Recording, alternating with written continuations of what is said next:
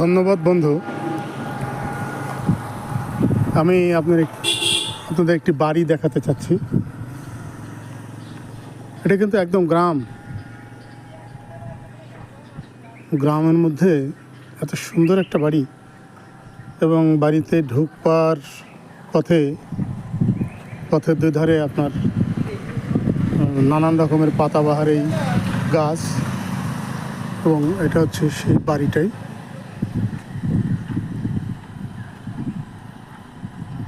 বেশ আধুনিক, এক কথা বেশ ভালো আর কি, দেখতে চমৎকার। বাড়ির ডান পাশ দিয়ে এক জাতীয় লতা গাছ উঠে গেছে,